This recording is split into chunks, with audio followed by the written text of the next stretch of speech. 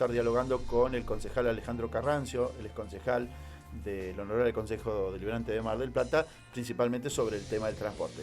Ya lo tenemos al aire. Alejandro, ¿qué tal? Muy buenos días. ¿Qué tal? Buenos días, ¿cómo les va?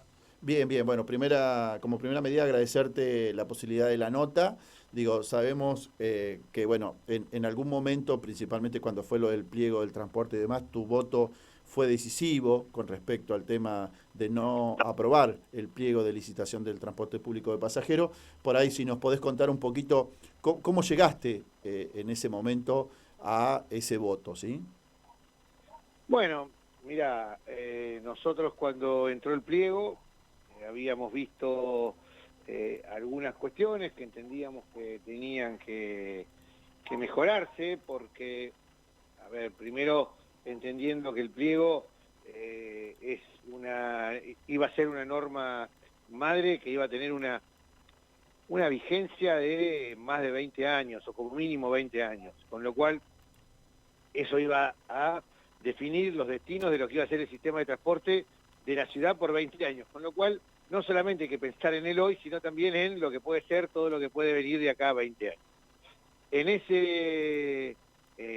En ese esquema que se había armado, veíamos que había cosas importantes, como podía ser, por ejemplo, el transbordo, la línea anular, eran, me parece que buenas ideas. Ahora, había un montón de cuestiones que nosotros encontrábamos que tenían que ser mejoradas y modificadas. Bueno, fue pasando el tiempo, se hicieron algunas modificaciones que hizo el Ejecutivo en base a algunas cosas que iban surgiendo en las audiencias. Yo venía hablando de manera extraoficial con el Ejecutivo para plantear la posibilidad de que se vayan haciendo las cosas que nosotros íbamos observando. Bueno, lamentablemente no iba teniendo respuesta. Cuando llega el expediente a la Comisión de Legislación, donde yo era parte, bueno, tuve que hacer esas observaciones de manera pública, mediante una nota que presenté en el expediente. En ese momento se giró a la Secretaría de Gobierno, que contestó diciendo como que no era momento de hacer modificaciones. Bueno, yo aclaré que como no había, claramente está demostrado por escrito que no había voluntad de poder introducir las cuestiones que nosotros entendíamos que eran importantes, es que voté en contra. Y nosotros principalmente basábamos todas nuestras modificaciones y consultas en tres ejes. Uno era en la gran obra de infraestructura que se quería hacer, que bueno, nosotros por ahí entendíamos que no era vital, pero más allá de eso, si era la idea del Ejecutivo, lo que sí había que tener en claro cuánto era el costo que iba a tener, porque se iba a financiar el 100% del aumento del boleto, cuáles iban a ser los costos, cuál iba a ser la incidencia que iba a tener el boleto. Bueno, queríamos que haya mayores precisiones en esa cuestión.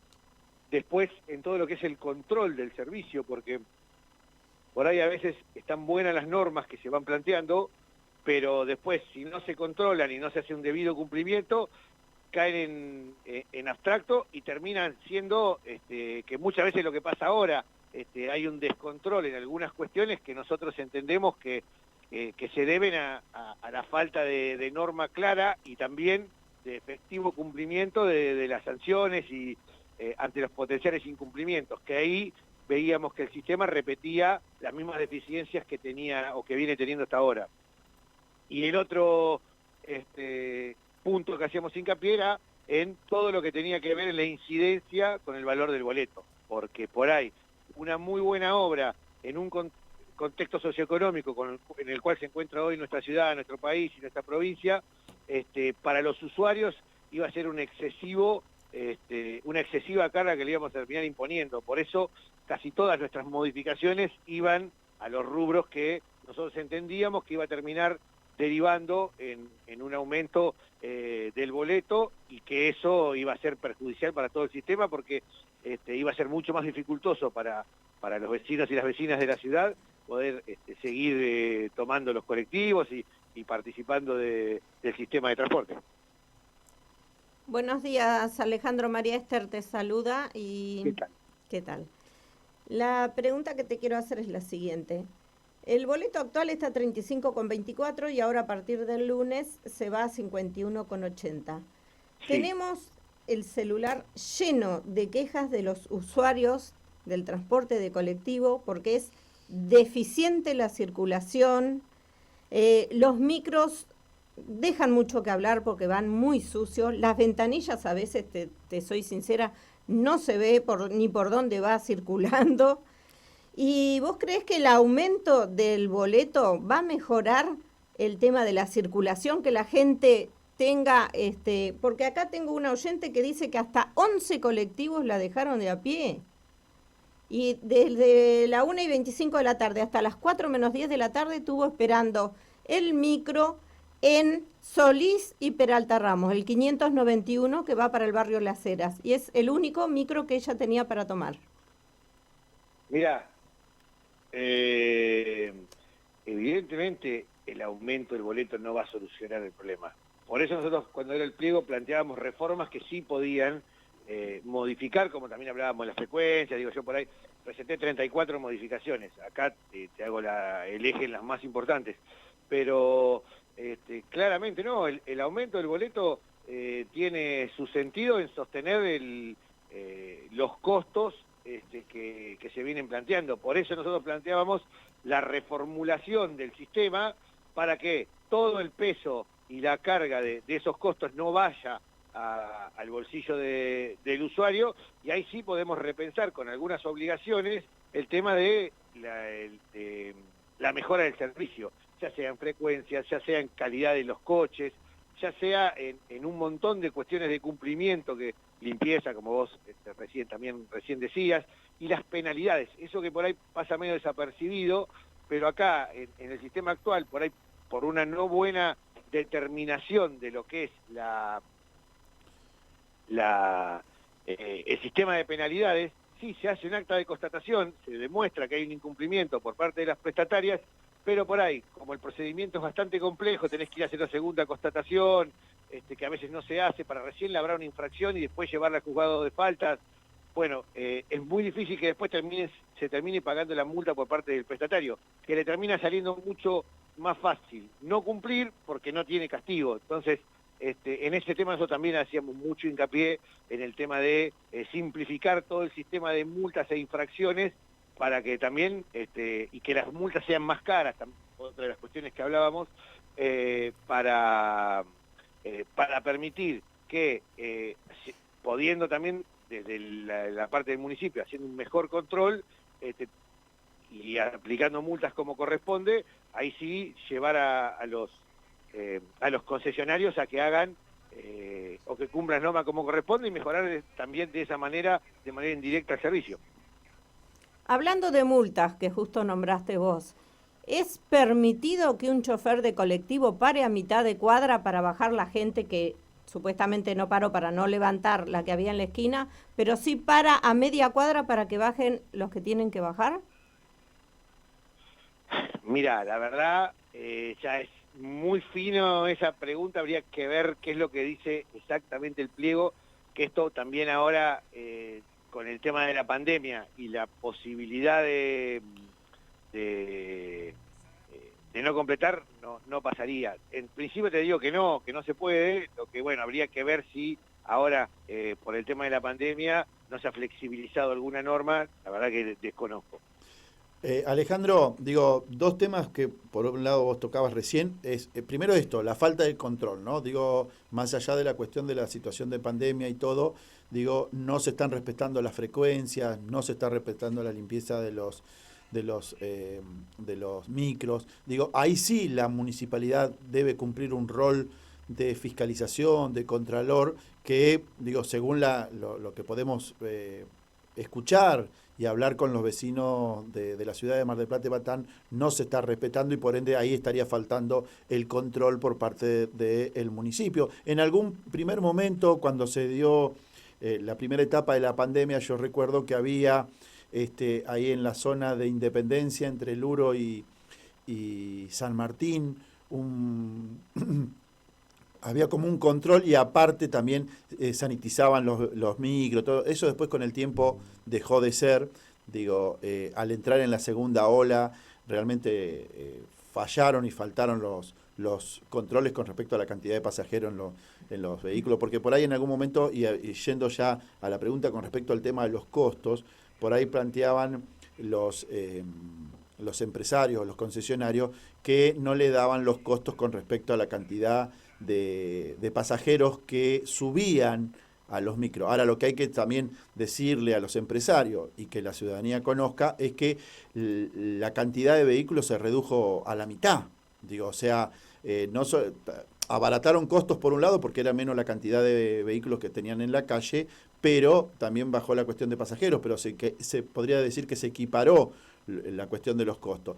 Y cuando hablamos de costos siempre hablamos de los costos que plantean los empresarios, ¿sí? Y en eso también creo que falta un contralor, y hoy me gustaría saber tu opinión, por parte de la municipalidad con respecto a qué costos maneja el empresariado local del transporte público, ¿no? Bueno, yo creo que dividiría esto en tres partes. Una, la que vos planteás con respecto a los costos por la pandemia y la baja del pasaje. Es cierto, yo no comparto por ahí lo que vos planteabas de que los costos por ahí se equiparan. Creo que no, que la verdad que es cierto que ha habido una merma muy grande del sistema por el tema de la pandemia, pero bueno, a ver, lo que no podemos hacer es generalizar una situación excepcional, porque la pandemia hoy la tenemos, lamentablemente, en algún momento terminará o empezará a mejorarse con la vacunación, y me parece que nosotros lo que no podemos hacer es legislar algo de manera general viendo la cuestión excepcional. ¿Por qué? Porque ahí el árbol nos tapa el bosque. Lo que tenemos, por ahí podemos buscar medidas paliativas en el mientras tanto, pero no tomarlo como una norma general. Por eso me parece que ahí hay que hacer una separación. Después, con respecto a los costos de los empresarios, que también planteabas vos, la municipalidad habitualmente hace un estudio de costos cuando viene un pedido de aumento del boleto.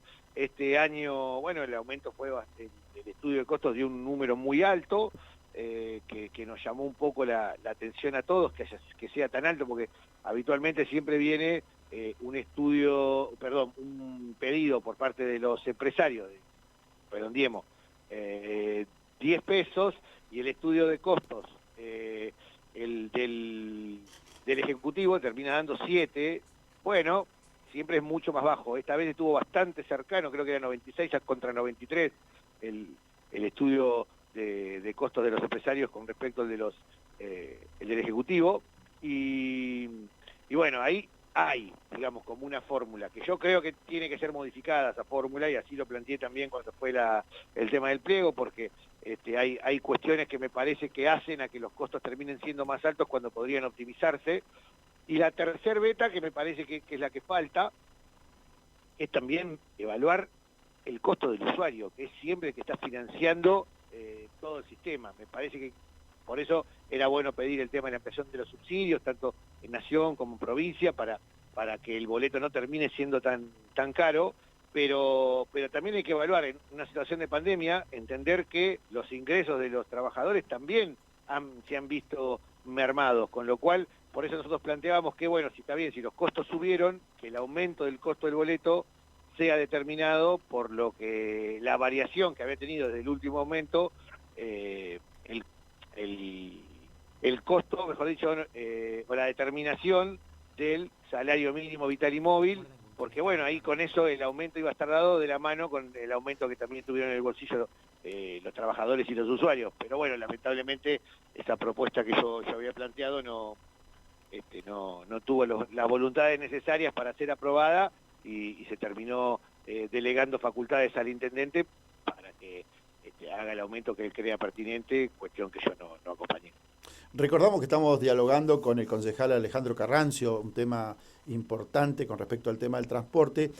Alejandro, otro tema que ha dado mucho que hablar, digo, y de la comidilla política, es la cuestión de los subsidios, ¿no? Cuando por ahí se planteaba la cuestión del subsidio y se quería comparar al AMBA, ¿sí? El subsidio que recibe el transporte público pasajero del AMBA con el subsidio o los subsidios que reciben el transporte público de pasajeros de Mar del Plata. ¿Qué opinión te merece eso?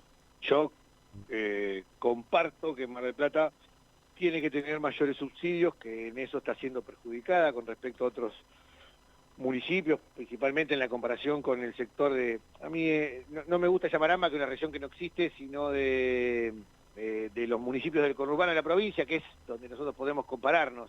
En esos municipios vemos que hay una gran cantidad de subsidios que tienen las empresas de colectivo, que hacen que el boleto sea con un costo muy inferior de lo que podemos tener nosotros en nuestra ciudad, y me parece que está muy bien que la ciudad en conjunto haga un reclamo pidiendo mayores subsidios para bajar los costos del boleto y que no recaiga todo en el bolsillo de los vecinos. Alejandro, sacándote un poquito ya del tema del transporte, digo, y viendo esta situación de la segunda ola, lo que fue el año pasado, la primera ola del COVID y demás, ¿cómo ves desde tu visión como concejal de Mar del Plata que se ha manejado el Ejecutivo local? A ver, yo en algunas cuestiones creo que siempre hay cuestiones perfectibles, digamos. En todo ámbito me parece que siempre que se hace algo puede mejorarse. Entiendo que una situación excepcional de lo de la pandemia que vino recién asumida el Ejecutivo y a los 3 meses nos encontramos con una situación de una pandemia mundial que creo que por ahí a todos los agarró de manera un poco de improviso. Me parece que hubo medidas que fueron muy buenas, hubo cosas que se pudieron manejar como siempre, y después hay cosas que tampoco dependen del municipio, hay muchas cuestiones que dependen de lineamientos provinciales o nacionales, en los cuales el municipio tampoco es que tiene tanto poder de movimiento o de determinación. Puntualmente ahora estamos viendo el contrapunto que hay con respecto a la cuestión educativa, y me parece que ahí por ahí el municipio tiene una voluntad de algo y la voluntad de provincia va en otro sentido, y el municipio mucho no puede hacer. Por eso digo que también hay cuestiones en las cuales el manejo son compartidos, en otros son exclusivos de una jurisdicción como puede ser la local, y en otros de provincia-nación.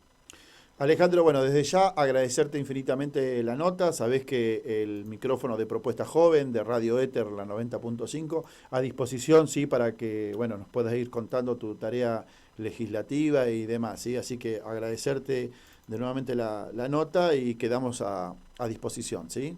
Bueno, muchísimas gracias a ustedes, y también a disposición cuando haya que hacer una consulta o lo que fuera, también a disposición para hacer la nota o aclarar las consultas que haya. Abrazo grande para todos. Gracias, Alejandro. Muy bien, era el concejal Alejandro Carrancio.